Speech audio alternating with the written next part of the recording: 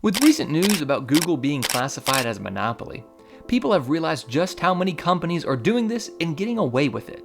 In the good old days, when the American dream was still possible, anyone could start a company and possibly see it go to the moon. But nowadays, our capitalist society is run by the same few companies.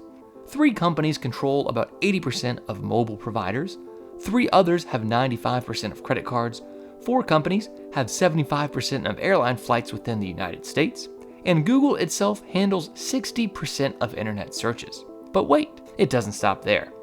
Alphabet, aka Google, Amazon, Apple, Meta, aka Facebook, Microsoft, Nvidia, and Tesla, these 7 companies account for nearly 28% of the value of the entire S&P 500, and more than 60% of the 2023 increase in the value of the broad market. That may not seem like a lot, but without them, the stock market gain in 2023 was only 9% after inflation. But why is this happening? Doesn't the government have regulation on monopolies? They do, but these regulations are very loose. According to the Federal Trade Commission, antitrust laws prohibit a single company that unreasonably restrains competition by creating or maintaining monopoly power. Most claims involve a company with a leading market position. To figure this out, it requires an in-depth study of the products sold by the company and any alternative products consumers may turn to if the company attempted to raise its prices. Then the courts ask if that leading position was gained or maintained through improper conduct. Basically, there are tons of companies that meet these criteria, but nothing is done. Why?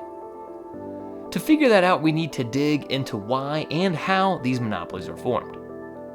Normally, companies grow their profits by delivering better products at lower prices than their competitors. It is a dynamic process with competitors consistently dropping out and new ones rising. Maybe a new competitor will hire them eventually, but they will suffer in the meantime. Joseph Schumpeter, an Australian economics from the early 20th century, called this creative destruction.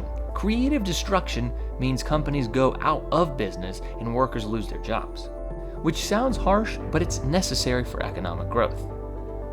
Today, the creative destruction isn't happening, and as companies refuse to die and monopolies refuse to improve, we struggle to generate even mild economic growth. The number of listed companies is shrinking because A, cheap capital lets them stay private longer, and B, the founders of venture capitalism bros often exit by selling to a larger, cash-flush competitor instead of going public. Now, what does this mean for consumers and small startups? Well, firstly, consumers are caught in a trap. These companies become the only option for certain products and do not allow consumers to try anything else.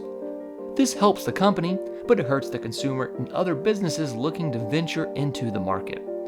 Small startups and businesses that want to venture into saturated and occupied markets are having a harder time than ever breaking into these markets.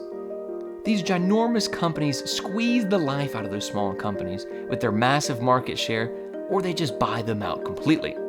Unfortunately, we can cheer for and support the small businesses all we want, but the reality is that the world is moving to fewer competitors and larger businesses, and it won't be slowing down anytime soon.